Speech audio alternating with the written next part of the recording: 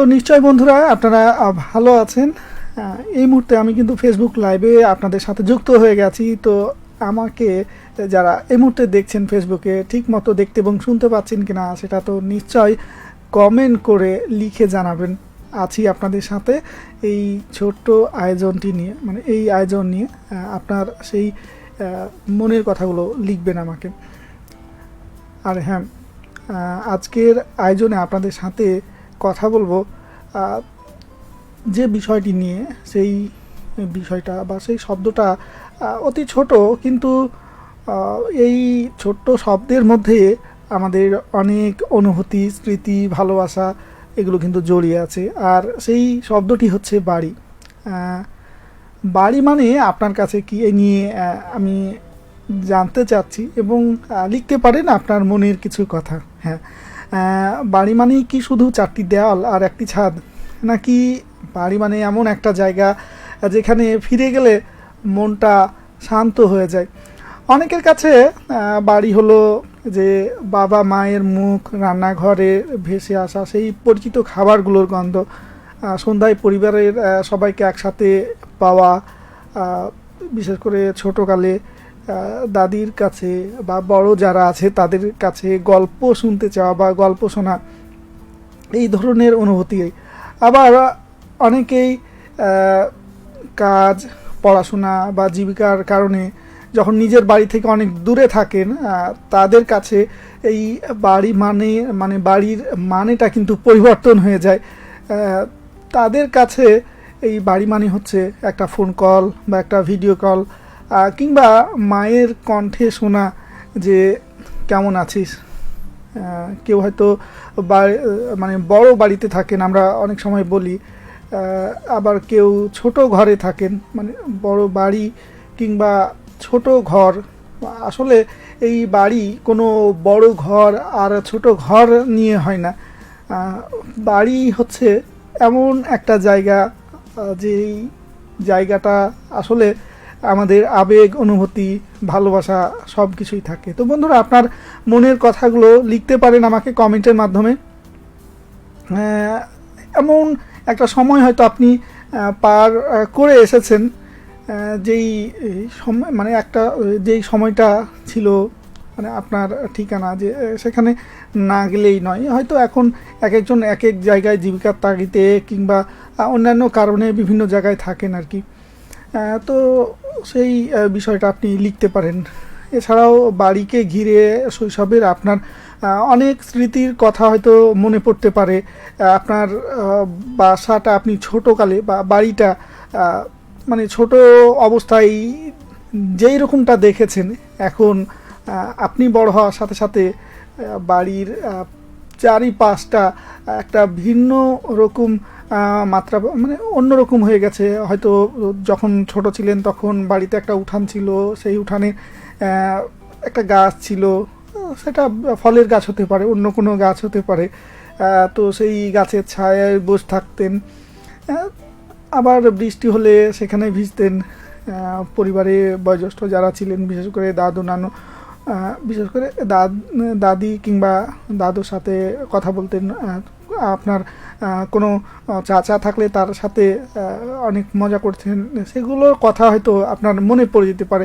তো আপনার সেই মনে পড়ে যাওয়ার কথাগুলো আপনি কিন্তু লিখতে পারেন আমাকে কমেন্টের মাধ্যমে। ইতিমধ্যেই আমার সাথে যুক্ত হয়েছেন যে বন্ধুরা, তাদের আচ্ছা কমেন্টগুলো একটু দেখতে চাই। আচ্ছা, বরাবরের মতোই এনার অনুভূতি যুক্ত হয়েছেন, লিখেছেন যে কেমন আছো কথা বন্ধু জয়। হ্যাঁ, এই তো ভালো আছি, অনেক অনেক ধন্যবাদ আপনাকে আর মানে যুক্ত হওয়ার জন্য। তবে হ্যাঁ, আপনি আমার এই যে পোস্ট ছাড়া অন্য কারো পোস্টে কমেন্ট করেন না, এইরকম মানে অভিযোগ আমার কাছে আছে আর কি। তো এটার কারণ আপনি ছাড়া তো কেউ বলতে পারবে না আর কি। তো যাই হোক, আপনি কমেন্ট করার জন্য ধন্যবাদ জানাচ্ছি বরাবরের মতো। আর প্রত্যাশা করব যে হয়তো ভালো লাগা কারো থাকতেই পারে। তো আপনার যেই জায়গাগুলো, অন্য যে অনুষ্ঠানগুলো রয়েছে সেগুলোতেও আপনি যদি যুক্ত হন তাহলে হয়তো আমাদের সেই অনুষ্ঠানগুলো একটু অন্যরকম মাত্রা পাবে আর কি। তো যাই হোক, আপনাকে অনেক অনেক ধন্যবাদ। আজ গরম কেমন আমার এলাকায়? হ্যাঁ, আমার এলাকায় বাইরে বেশ গরম, তবে এখন যে জায়গায় রয়েছি, যে রুমে রয়েছি, সেখানে এসি থাকার কারণে খুব একটা গরম অনুভব করতে পারছি না আর কি। যদি বিদ্যুৎ চলে যায় তখন হয়তো কিছুটা বুঝতে পারবো, বা বাইরে যখন বের হচ্ছিলাম তখন বুঝতে পারছিলাম যে বাইরে মোটামুটি খুব যে কি বলবো সেটা গরম যেটা বলি আর কি, তো সেটা নেই, তবে চলার মতো আছে। আপনি আরও লিখেছেন যে তোমার বাড়ি কোথায়, জানানো সম্ভব হলে। আচ্ছা, আমার বাসা হচ্ছে চাঁপাইনবাবগঞ্জেই, চাঁপাইনবাবগঞ্জ সদর উপজেলাতেই আমার বাসা। তো যাই হোক, আপনাকে অনেক অনেক ধন্যবাদ সাথে থাকার জন্য এবং কমেন্ট করার জন্য।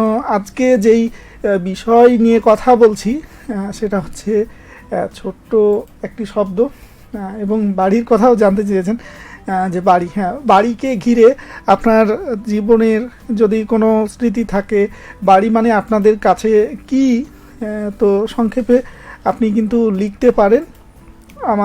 আমাকে আছি আপনাদের সাথে বেশ কিছুক্ষণ সময়, তো এই সময়ের মধ্যে আপনি আপনার মনের কথাগুলো লিখে জানাবেন আর কি। তো লিখতে থাকুন আপনার মনের কথাগুলো, এই লাইভ নিয়ে আছি আপনাদের সাথে। আমার সাথে আরও যেই বন্ধুরা রয়েছেন যারা হয়তো এখনও কমেন্ট করেননি কিন্তু ভাবছেন যে কমেন্ট করবেন, তো ঝটপট কমেন্ট করে ফেলুন। আমি এই লাইভ নিয়ে থাকবো আপনাদের সাথে। আর বিশ্বকাপের যে খেলা সেটা কিন্তু প্রতিদিনই হচ্ছে। আজকে অর্থাৎ আজকেও বেশ কিছু খেলা হয়েছে, আগামীকালকে 6টা খেলা রয়েছে।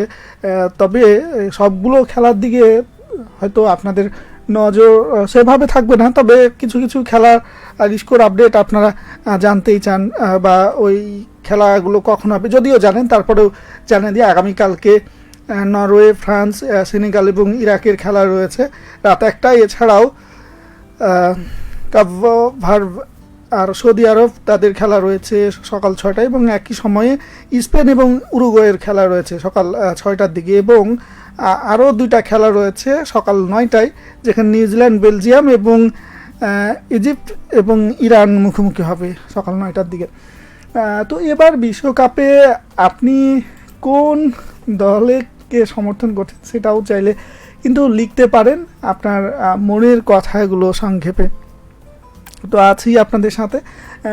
আমাদের অনেক কাজ বা অনেক কিছু করতে হয়তো ভালো লাগে, আবার কিছু কিছু কাজ আছে যেগুলো হয়তো ভালো লাগে না।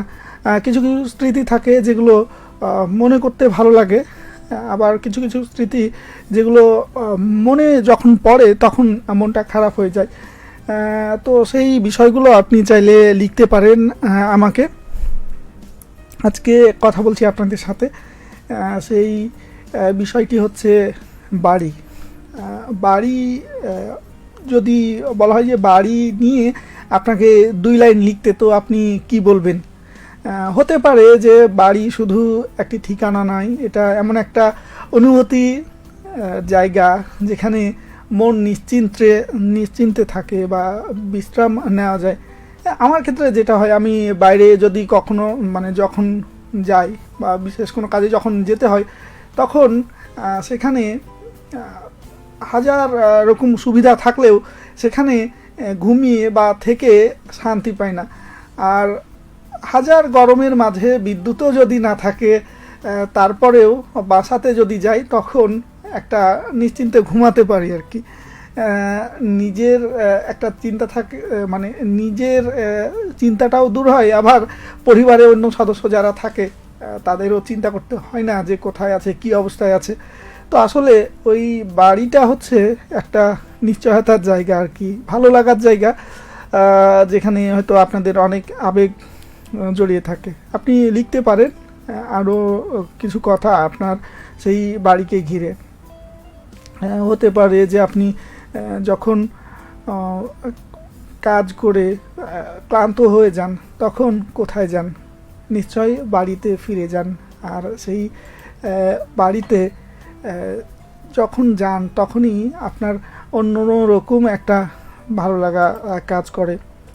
বাড়ির শুধু সেই ইট কিংবা বাড়ির যে কোনো কিছু যদি আপনি দেখেন তখনই আপনার সেই মনে একটা প্রশান্তি চলে আসে আর কি। শুধু এই বাড়িটা তো সেই ইট সিমেন্টের একটা দালান নয়, এর সাথে আরও অনেক কিছু থাকে, অনেক বেশ কিছু আসবাবপত্র থাকে। এর সাথে দেখা গেল যে বাড়িতে কিছু গাছও থাকে, কিছু পোষা প্রাণীও থাকে, যেগুলো আপনার মন ভালো করে বা আপনাকে কাজ করতে উৎসাহিত করে, এবং সেগুলোর সাথে অনেক কিছু স্মৃতি জড়িয়ে থাকে। বাড়ির কোন জিনিসটা আপনি মানে যখন দূরে থাকেন বাড়ির কোন জিনিসটাকে আপনি বেশি মিস করেন, বা কোন বিষয়টা বাড়ির আপনাকে বেশি কি বলবো যে নাই তো ভালো লাগে না এরকম মনে হয়, তো সেটাও আপনি লিখতে পারেন আপনার কমেন্টসের মাধ্যমে। তো আছি আপনাদের সাথে এই লাইভ নিয়ে অল্প কিছুক্ষণ সময়, ঝটপট লিখে ফেলুন। আমি আর অল্প কিছুক্ষণ রয়েছি, আমাকে আরও কমেন্ট করেছেন। আচ্ছা, এনার অনুমতি আবারও লিখেছেন যে আমি একটা দোকানে কাজ করি, তাই সব সময় সবাইকে লিখতে পারি না, শুক্রবার ছুটির, আচ্ছা ছুটির দিনের জন্য শুনতে পারেন আর কি, সেটা লিখেছেন। আচ্ছা, যাই হোক, অনেক অনেক ধন্যবাদ আপনাকে কমেন্ট করার জন্য। এবং আরও আমাকে আপনি আরও কমেন্টে লিখেছেন যে আপনার বাসা রাজশাহীর পুটিয়া রাজবাড়িতে। হ্যাঁ, সেটা আপনি এর আগের কমেন্টেও বলেছিলেন একাধিকবার। তো সবাইকে একদিন নিয়ে বেড়াতে আসার দাওয়াত দিয়েছেন। আর রাজশাহীতে তো সেভাবে যাওয়া হয় না, তবে হয়তো কালে ভদ্রে বছরে একবার দুইবার যাওয়া হয়, তবে সেটা কাজ মাথায় নিয়েই, যার কারণে আসলে রাজশাহীতে আমার পরিচিত ও কিছু মানুষও আছে যাদের সাথে দেখা করব মনে করি, কিন্তু সেভাবে সময় হয়ে ওঠে না। বাড়িতে আসলেই তাদের সাথে দেখা হয়, তারপরেও যদি কখনো সুযোগ হয় তখন চেষ্টা করব আর কি। আর পরিবারে কে কে আছে? আমার পরিবারে মা, বাবা, ভাই, মানে ছোটো ভাই রয়েছে, এবং আমার দুইটা সন্তান রয়েছে আর কি, একটা ছেলে এবং একজন মেয়ে, এবং আমার সহধর্মিণী রয়েছে। তো যাই হোক, আপনাকে অনেক অনেক ধন্যবাদ। লিখেছেন আপনি যে মজার বিষয়, তবে আপনি বাড়িতেই থাকেন, হ্যাঁ সেটা লিখেছেন। হ্যাঁ, বাড়িকে নিয়ে হয়তো আরও অনেকের অনেক ধরনের স্মৃতি বা অনেক ধরনের কথা মনে পড়তে পারে, তো সেই কথাগুলো অন্য বন্ধুরাও লিখতে পারেন আমাকে কমেন্টের মাধ্যমে। আছি আপনাদের সাথে এই অল্প কিছুক্ষণ, হয়তো আর বেশিক্ষণ থাকা হবে না আজকে, অল্প কিছুক্ষণ থেকে বিদায় নিব। তো এই যে এখন কিন্তু আমাদের মাঝে বর্ষাকাল চলে এসছে। বর্ষাকাল মানে আমরা যেটা বুঝি যে বৃষ্টি হবে। তো এই বর্ষাকাল শুরুর প্রথম দিকে হালকা বৃষ্টি হলেও বেশ কিছুদিন থেকে বৃষ্টি হচ্ছিল না। শেষমেশ গেল কদিন আগেই ভালো পরিমাণে বৃষ্টি হয়েছে, এবং সেই বৃষ্টির কারণে যে গরম আবহাওয়াটা ছিল সেটা কিছুটা হলেও একটু দমেছে আর কি, সেই গরম আবহাওয়াটা কমেছে। তো যাই হোক, এই বিভিন্ন রকম বা এক এক সময় এক এক রকম এই টেম্পারেচারের কারণেই আমরা অনেক সময় দেখা যায় যে সিজনাল কিছু অসুখেও আক্রান্ত হয়ে যায়। তো সেটার জন্য আমাদেরকে একটু সাবধানে থাকতে হবে, কারণ আমাদের কিছু অসাবধানতার কারণে আমরা কিন্তু অসুস্থ হয়ে যেতে পারি। তো সেই বিষয়টা মাথায় রাখতে হবে। বৃষ্টিতে সহজে ভেজা যাবে না, বা একটা বৃষ্টিতে ভেজার কিছু সময়ও রয়েছে, বিশেষ করে দুপুরের সময় বৃষ্টিতে আপনি চাইলে ভিজতেই পারেন, যদি সে সময় বজ্রপাত না হয় আর কি। কারণ এখন এই যে বৃষ্টির সাথে যখন বজ্রপাত হয়, তো বজ্রপাতে অনেকে মৃত্যুর খবর আমরা কিন্তু পাই। সাম্প্রতিক সময়ে বা চলতি বছরেও বেশ কিছু মানুষ কিন্তু বিশেষ করে চাঁপাইনবাবগঞ্জে মারা গেছে বজ্রপাতে। তো যাই হোক, সে বিষয়টাও মাথায় রাখতে হবে আমাদের। আর হ্যাঁ, বৃষ্টির পানিতে ভিজলে আমাদের যেমন ওই যে অসুস্থ হয়ে যাওয়ার আশঙ্কা থাকে, ঠিক একইভাবে বৃষ্টির পানিতে গোসল করা বা ভিজলে বেশ কিছু উপকারও হয় আমাদের, যেটা হয়তো আমাদের অনেকেরই জানা নাই। তো সেই বিষয়টাও মাথায় রাখতে পারেন, মানে একেবারে যে ভিজবেন না সেটা না, মাঝে মধ্যে ভিজতেই পারেন। তো এটা করলে দেখা যাবে যে আপনার মনও ভালো থাকবে আর কি। হ্যাঁ, বৃষ্টির সময় যখন বিশেষ করে দিনের বেলায় অনেকেই দেখা যায় যে বৃষ্টিতে ভিজে খেলাধুলা করেন। তো বেশিক্ষণ বৃষ্টিতে না ভিজাই উচিত হবে।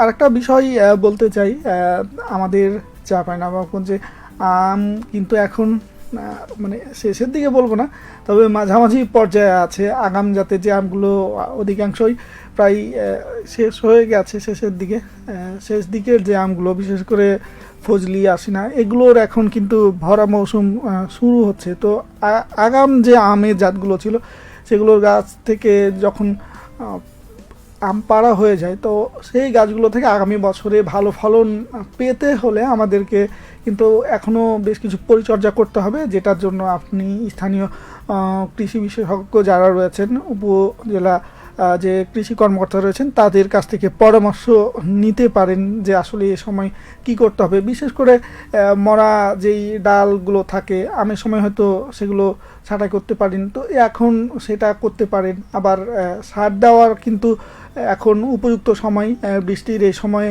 যদি আপনি সার দেন তাহলে নতুন ডালপালা গজাবে এবং সেটা থেকে আসছে মৌসুমে মুকুল আসবে, এবং মুকুল আসলে সেখান থেকে ফল আসার সম্ভাবনা বেশি থাকবে। আবার ছোট যে গাছগুলো রয়েছে সেই ছোট গাছগুলোর এখন অনেকেই প্রুনিং করেন আর কি।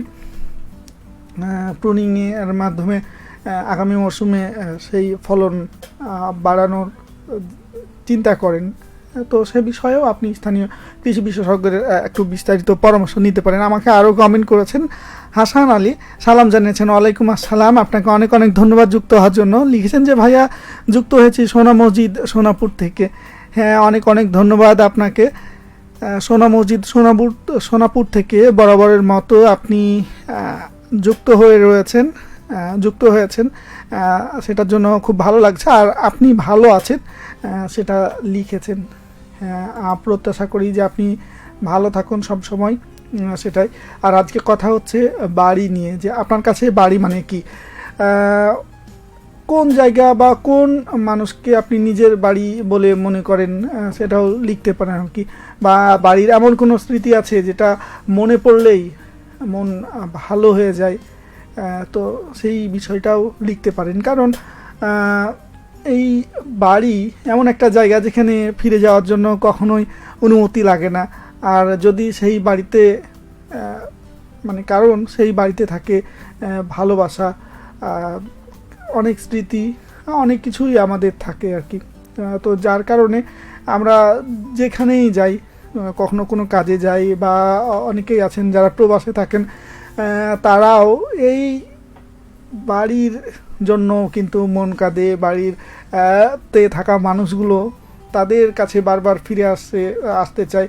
বাড়ির সাথে আমাদের মনের অন্তরের একটা আলাদা টান থাকে, যেই টানের কারণে আমরা যেখানেই যাই সেই টানের কারণে আমরা আবারও ফিরে আসি। আমরা ছোটোকালে দেখতাম যে গরু কিংবা ছাগল, তার গলায় একটা দড়ি বেঁধে ছেড়ে দেওয়া হতো একটা জায়গায়, মানে খুঁটি পুঁতে দিয়ে, সে তার মতো সেই এরিয়ার মধ্যে যে কোনো জায়গায় যেত, আবার সেখানেই থাকতো।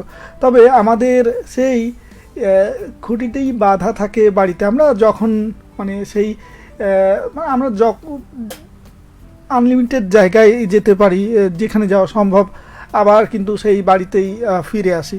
তো বন্ধুরা, আপনি আপনার মনের কথা লিখতে পারেন আমাকে কমেন্টের মাধ্যমে। আছি এই লাইভ নিয়ে অল্প কিছুক্ষণ সময়, আর এই সময়ের মানে অল্প সময়ের মধ্যে আপনি আপনার মনের কথা লিখলে সেটি আমি সকল বন্ধুদের সাথে মানে শেয়ার করতে চাই আপনার সেই মনের কথাটি। বাড়ি কিনে আরও কোনো কথা যদি আপনার থাকে, হয়তো বাড়িতে এমন কিছু স্মৃতি আছে বা এমন কিছু মানুষ ছিল যেই মানুষগুলো এখন হয়তো নেই, কিন্তু সেই মানুষগুলো স্মৃতি মানে বাড়িতে আসলেই মনে পড়ে। অনেকে যেমন বাইরে থাকেন, দেশের বাইরে কিংবা ওই নির্দিষ্ট জায়গা অর্থাৎ নিজ জেলা থেকে বাইরে কাজের জন্য যেতে হয়।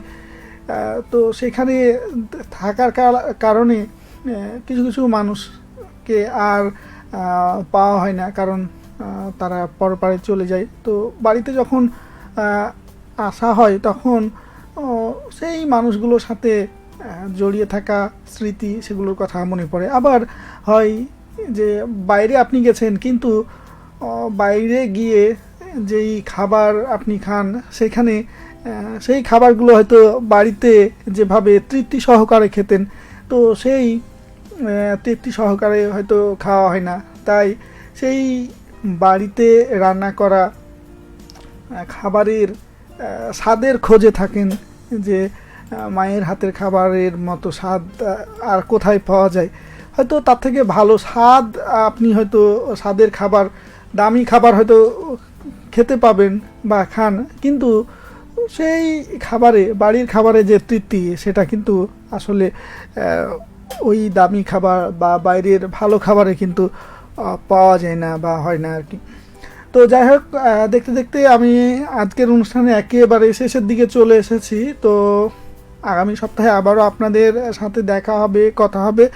সে পর্যন্ত সবাই ভালো থাকবেন, নিরাপদে থাকবেন, এই প্রত্যাশা রাখছি। আর আজকের মতো আপনাদের সবাইকে জানাচ্ছি শুভরাত্রি।